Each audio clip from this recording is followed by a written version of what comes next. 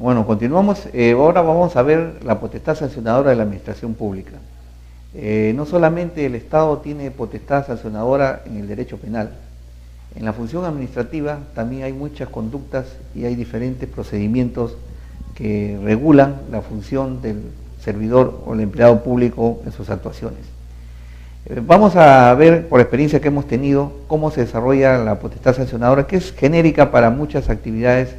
Por ejemplo, cuando existen tribunales de sanciones, hablamos del Tribunal Fiscal, el Indecopi, hay tribunales del Servicio Civil, ¿no? Servir, que están aplicando estas reglas y principios que vamos a desarrollar. Pero en forma específica, como habíamos advertido a nuestros alumnos y que por el interés que tiene, vamos a ver lo que sucede en el OCE, en las contrataciones del Estado. Pero antes, si nos alcanza el tiempo, vamos a desarrollar todos estos principios y características que tiene el procedimiento sancionador. La potestad sancionadora es la capacidad o facultad que tienen los tribunales de la administración para examinar conductas calificadas legalmente como infracciones administrativas y que tienen causales de sanción y sanciones específicas. Es el poder jurídico de represión que se tiene sobre determinados administrados para aplicarles medidas restrictivas y limitativas en sus derechos o en los propios funcionarios. Se materializa a través de un trámite administrativo en la que se sanciona luego de un debido proceso. El debido proceso es amplio, no solamente es para el procedimiento judicial, sino en el proceso administrativo deben cumplirse todas estas reglas. En muchos casos los principios e instituciones del derecho penal van a ser aplicados con ciertos matices. Vamos a ver que hay diferencias en el derecho administrativo sancionador. Por ejemplo, el tipo de sanción, ¿no? En el derecho penal las penas son privativas de libertad. Acá las penas, la máxima que puede llegar es al cese, a la destitución del cargo. Hay prescripción, en el derecho penal la prescripción se hace de oficio. En el derecho administrativo la prescripción tiene que ser a pedido de parte. La normativa aplicable, el Código Penal se aplica en los delitos. En las infracciones administrativas tenemos la Ley de Procedimiento Administrativo y que tiene todo un capítulo sobre el procedimiento sancionador y las sanciones que deben aplicarse. En el derecho penal, por ejemplo, la responsabilidad objetiva está proscrita. En el derecho administrativo basta el resultado, la intencionalidad a veces no se toma en cuenta, sino como un atenuante. Bueno, hay varias formas, incluso de los medios alternativos de solución de conflictos, cuando se dan, cambian. Esta potestad sancionadora que tiene el Estado no puede ser ejercida en forma ilimitada, no sería arbitraria, habría un abuso de poder. Está obligada a la observancia de la ley y a todos los principios normativos que la ley ha previsto. Solo constituyen conductas sancionables las que expresamente han sido establecidas en las normas. No se pueden crear conductas que son ajenas a la ley. En la emisión de un acto sancionador, sin cumplir los procedimientos respectivos y sin garantizar la participación activa del interesado, determina su nulidad. Hemos hablado de la nulidad de los actos procesales, que precisamente se ocasionan cuando hay incumplimiento de la normativa. Dentro de las características que estamos hablando del proceso sancionador administrativo, tenemos que hay unas cuestiones de competencia que a veces deben dilucidarse y a veces pueden también darse nulidades por errores o vicios procesales que se formulan ya sea a pedido de parte o por propia iniciativa de la autoridad, que es la nulidad de oficio. En los procesos administrativos a veces no existen separación de fases procesales, como ahora es la nueva orientación que tiene, por ejemplo, el Código Procesal Penal. La separación de la investigación del juzgamiento deben ser dos etapas distintas. En el proyecto que se da en alguna, por ejemplo, la Contraloría ha incorporado este tipo de separación de funciones en la investigación y en el juzgamiento. Incluso permite de que el mismo órgano resuelva, ¿no? Y sea la última instancia. Otras características es de que una vez que se inicia un procedimiento sancionador, este debe ser resuelto ineludiblemente por la autoridad. Incluso no cabe el desistimiento de la parte que lo impulsa, ¿no? Se emiten transacciones, bueno, eso debe concluir con una resolución definitiva. Es indispensable que también que todos los actos administrativos, especialmente las sanciones, se hagan con arreglo a ley, es decir, que las notificaciones sean efectivas. Ya veremos que este es un gran problema que tiene la actuación administrativa, porque muchos administrados que son sancionados a veces no quieren recepcionar la notificación que les está aplicando, ¿no?, una sanción, y recurren a que no han tenido el derecho de defensa. El derecho de defensa es indispensable. Todo denunciado debe tener la oportunidad para presentar sus descargos, alegatos, hacer informes orales, ¿no? Eso es importante en un proceso adecuado.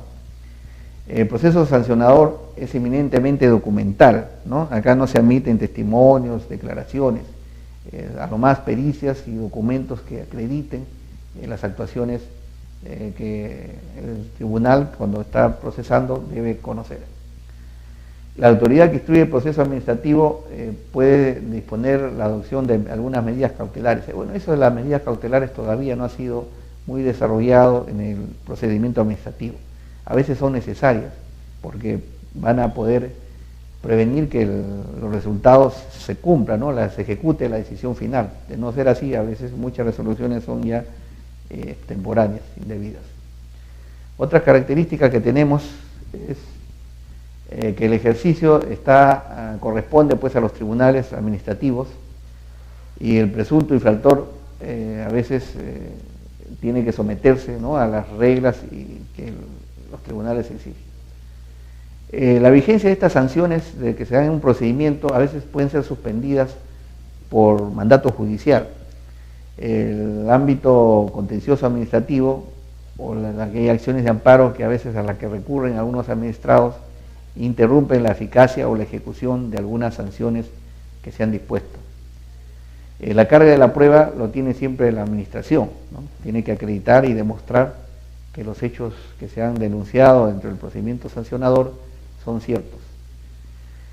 La observancia de esto, también hay precedentes administrativos de aplicación obligatoria, no solamente está la ley, hay criterios que se han dado por las propias entidades, ¿no?, que ya han asumido acuerdos para que las resoluciones no sean contradictorias y se den en el mismo sentido con aplicación de estos precedentes administrativos.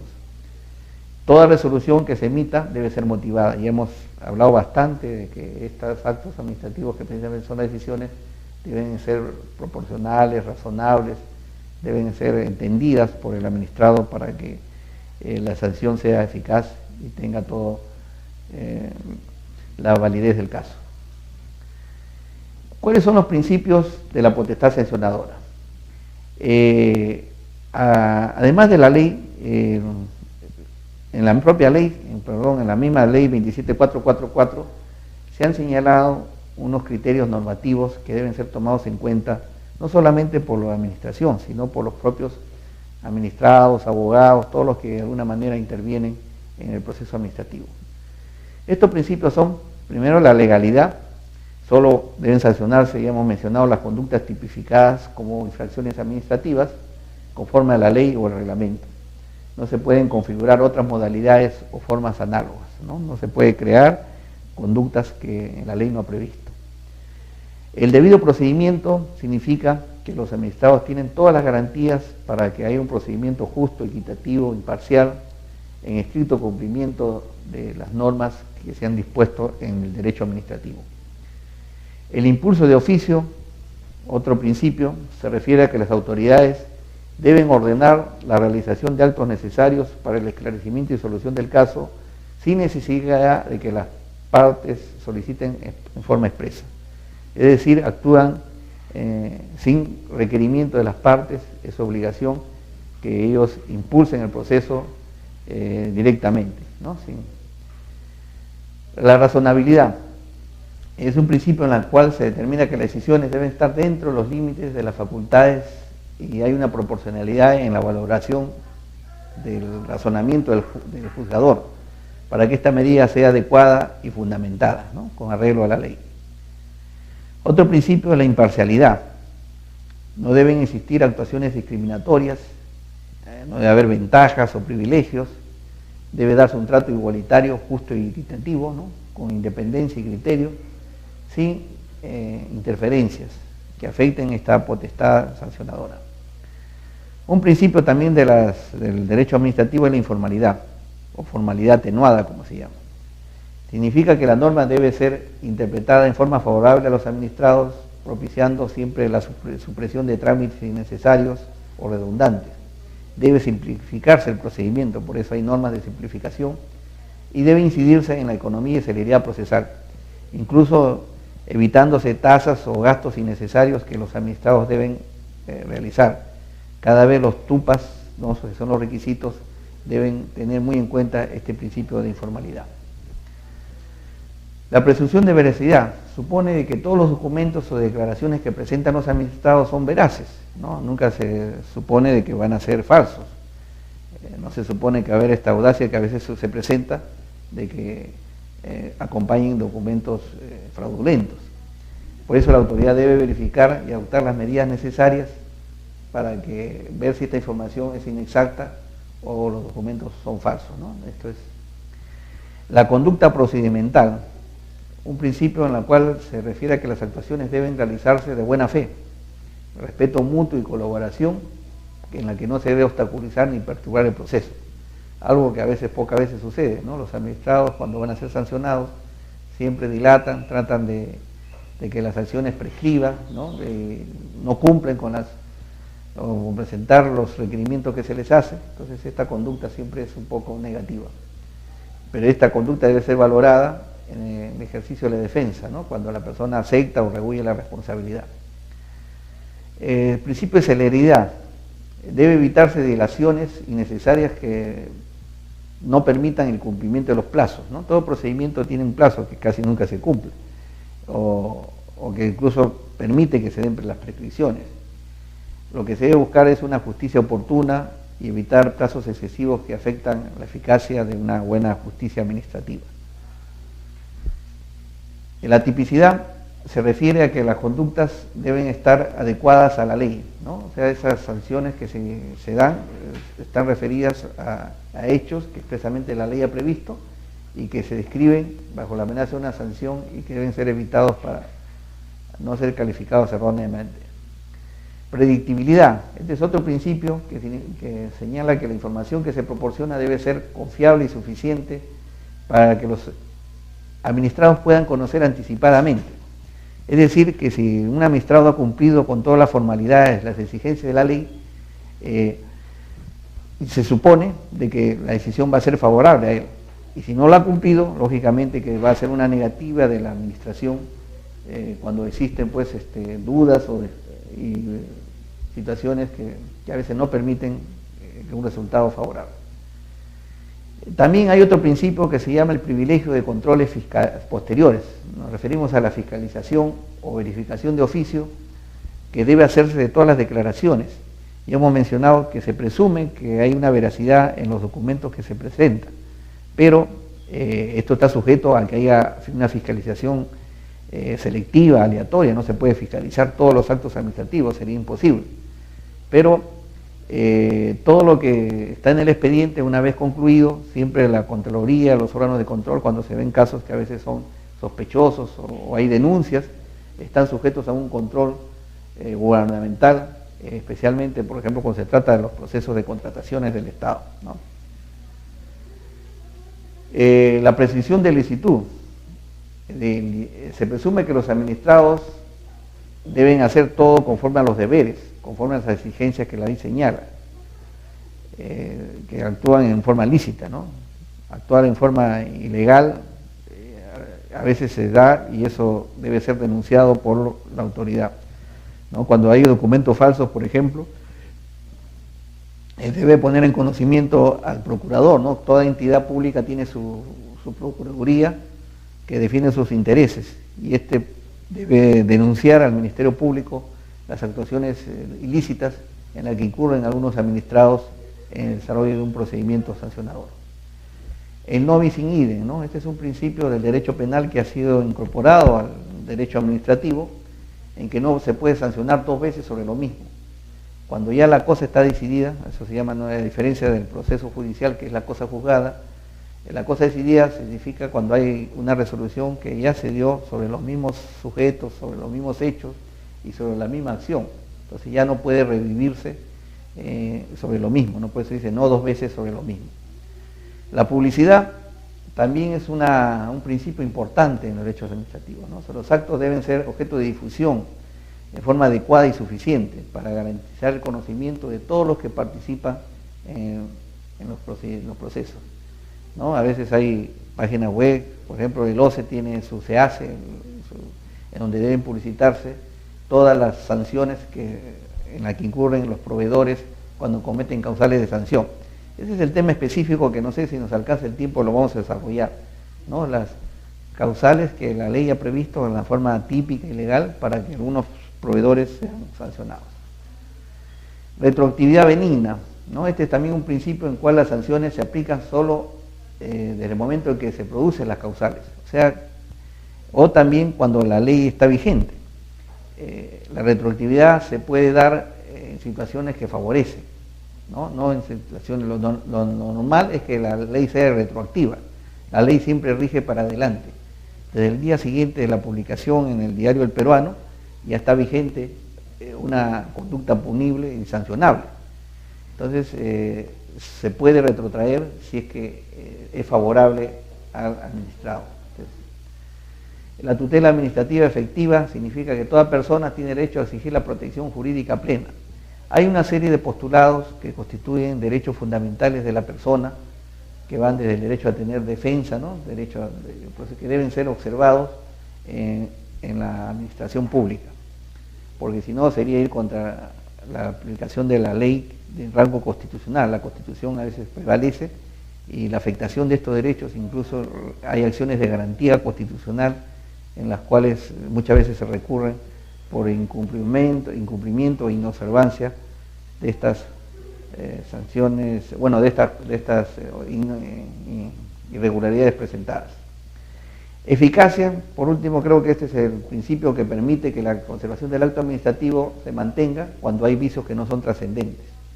Prevalece el cumplimiento de la finalidad del acto sobre meros formalismos que no inciden en su validez, ¿no? Este es el principio de eficacia que está dentro de este cúmulo de procedimientos, de principios que la ley ha previsto, ¿no? Están en la ley 27444 y regula, ¿no? Cuando hay vacíos, cuando hay interpretaciones contradictorias, el principio normativo debe ser tomado en cuenta, ¿no? Es una manera también de justificar los reclamos, las impugnaciones, cuando se dan decisiones administrativas que transgreden estos principios o transgreden la normativa.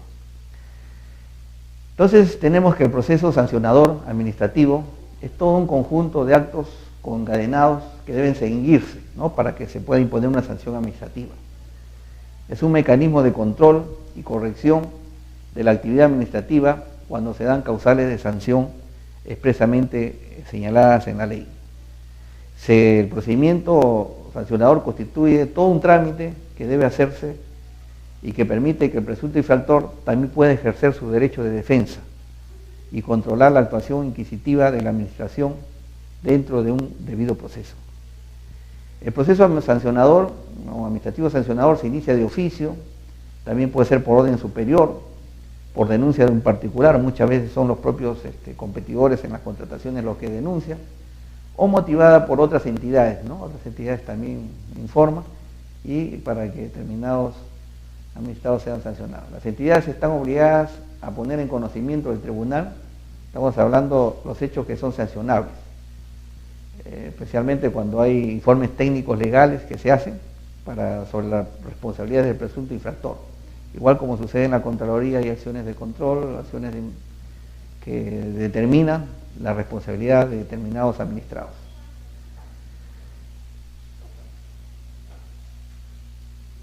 Antes del inicio siempre de un proceso sancionador es necesario a veces tener información adecuada, ¿no? Que justifiquen el inicio, porque a veces hay denuncias que no tienen ningún sustento y eso amerita de que haya una investigación previa. Si no se cumple el debido proceso y no se garantiza la participación del interesado, se va a dar la nulidad de un proceso, ¿no? Todo infractor, presunto infractor, debe ser citado, notificado, enterado de los cargos que se le están haciendo para que pueda ejercer su derecho de defensa. En caso contrario, como hemos visto, hay nulidad, ¿no? Debe ser notificado adecuadamente. También se declaran nulos los actos administrativos cuando sean expedidos por las entidades, cuando se han dado por órganos incompetentes. Hemos hablado de que tiene que haber competencia por diferentes materias, cuando contravienen las normas legales, las leyes previstas para estas infracciones, y entonces en estos casos hay nulidades, ¿no? También los hechos declarados y probados por resoluciones judiciales firmes impiden a veces la ejecución de una sentencia, ¿no? Hemos hablado de que hay medidas cautelares que a veces permiten de que el infractor siga todavía realizando actuaciones administrativas y no se puede hacer nada hasta que la decisión quede firme o haya sido revocada por la instancia judicial. Las causales de sanciones que se dan en la contratación del Estado son diversas, ¿no? La ley ha previsto, inclusive hay una modificatoria hace poco, en el mes de julio, o sea, estos primeros días de este mes, el 1 de junio, se ha dado una modificatoria incluyendo una nueva sanción, que esta va a regir ya a partir de su publicación. El tema de las contrataciones es un poco extenso, ¿no? Eso nos merecería toda una exposición más detallada, porque las contrataciones tienen varias etapas. La primera, que es la etapa de la programación, en la que se dan actos preparatorios, hay otra etapa de selección y otra etapa de ejecución contractual. En cada una de estas etapas existen responsabilidades, existen proveedores, postores, contratistas, participantes, que de alguna manera tratan de sacar ventaja, sacar provecho de su participación y ganar, ¿no? Que es el objetivo. Que entra a un proceso quiere ganar como sea, cuando especialmente el Estado tiene mucho dinero y realiza contrataciones de buena cantidad. Señalarlas todas sería cuestión de otro tema. Vamos a solamente a mencionar cuáles son las sanciones que se dan. Las sanciones que se dan cuando se cometen estas conductas son las inhabilitaciones. Las inhabilitaciones, es decir, que si estas conductas se realizan, van a ser acreditadas, por ejemplo, el Tribunal de Contrataciones del Estado va a sancionarlos con una inhabilitación para contratar, ya sea en forma temporal o definitiva. Es una suspensión de los derechos que tiene todo proveedor que se inscribe en el OCDE, hay un Registro Nacional de Proveedores, y ya no puede participar en las convocatorias de las licitaciones, concursos, adjudicaciones, de los diferentes procesos de selección, incluso las modalidades últimas que se dan, ¿no? La subasta inversa, el convenio marco, ya no pueden intervenir porque han sido suspendidos. Estas sanciones se publicitan, inclusive en el peruano. Cada mes se salen cuáles son los proveedores que han sido, se les ha aplicado una sanción de suspensión definitiva o temporal, ¿no? La temporal puede durar hasta 2 años, entonces tiene meses. Entonces esta sanción tampoco no puede ser, tiene márgenes, ¿no? Van de los 3 o 6 meses hasta 2 años. Incluso la decisión definitiva tiene que haber varias infracciones o procedimientos para que pueda darse. Hay criterios también para graduar la sanción, de acuerdo a la naturaleza de la infracción, ¿no? De acuerdo al valor referencial, porque hay a veces afectaciones que se dan. La intencionalidad del infractor. Acá no se exime, ¿no?, a persona que de repente no tuvo la intencionalidad, sino eso es un atenuante. Ahí lo que se llama la responsabilidad vicaria. A veces la presentación de un documento falso lo hace un tercero, ¿no?, un dependiente pero esto ocasiona un daño tremendo a la entidad, y el daño causado también debe ser suspendido. Bueno, hay una serie de criterios que la sanción determina, ¿no? La reiterancia, la conducta procesal y otros criterios que van a determinar que las sanciones pues sean en forma equitativa y justa a cada uno, ¿no? Eso sí depende mucho del poder del tribunal que decide. Gracias por haber escuchado esta exposición. Vamos a desarrollar todos estos principios y características que tiene el procedimiento sancionador. La potestad sancionadora es la capacidad o facultad que tienen los tribunales de la administración para examinar conductas calificadas legalmente como infracciones administrativas y que tienen causales de sanción y sanciones específicas. Es el poder jurídico de represión que se tiene sobre determinados administrados para aplicarles medidas restrictivas y limitativas en sus derechos o en los propios funcionarios. Se materializa a través de un trámite administrativo en la que se sanciona luego de un debido proceso. El debido proceso es amplio, no solamente es para el procedimiento judicial, sino en el proceso administrativo deben cumplirse todas estas reglas. En muchos casos los principios e instituciones se ha pedido de parte o por propia iniciativa de la autoridad, que es la nulidad de oficio. En los procesos administrativos a veces no existen separación de fases procesales, como ahora es la nueva orientación que tiene, por ejemplo, el Código Procesal Penal. La separación de la investigación del juzgamiento deben ser dos etapas distintas. En el proyecto que se da en por ejemplo, la Contraloría ha incorporado este tipo de separación de funciones en la investigación y en el juzgamiento. Incluso permite de que el mismo órgano resuelva, ¿no?, y sea la última instancia. Otras características es de que una vez que se inicia un procedimiento sancionador, este debe ser resuelto ineludiblemente por la autoridad. Incluso no cabe el desistimiento de la parte que lo impulsa, ¿no? Se emiten transacciones, bueno, eso. Esta potestad sancionadora que tiene el Estado no puede ser ejercida en forma ilimitada, no sería arbitraria, habría un abuso de poder. Está obligada a la observancia de la ley y a todos los principios normativos que la ley ha previsto. Solo constituyen conductas sancionables las que expresamente han sido establecidas en las normas. No se pueden crear conductas que son ajenas a la ley. La emisión de un acto sancionador sin cumplir los procedimientos respectivos y sin garantizar la participación activa del interesado determina su nulidad. Ya hemos hablado de la nulidad de los actos procesales que precisamente se ocasionan cuando hay incumplimiento de la normativa.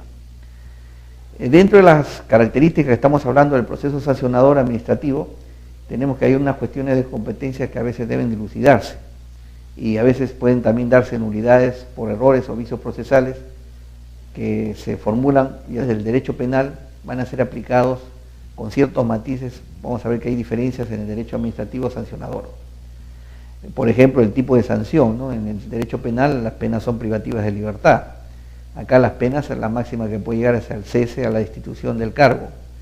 Hay prescripción, en el derecho penal la prescripción se hace de oficio. En el derecho administrativo la prescripción tiene que ser a pedido de parte.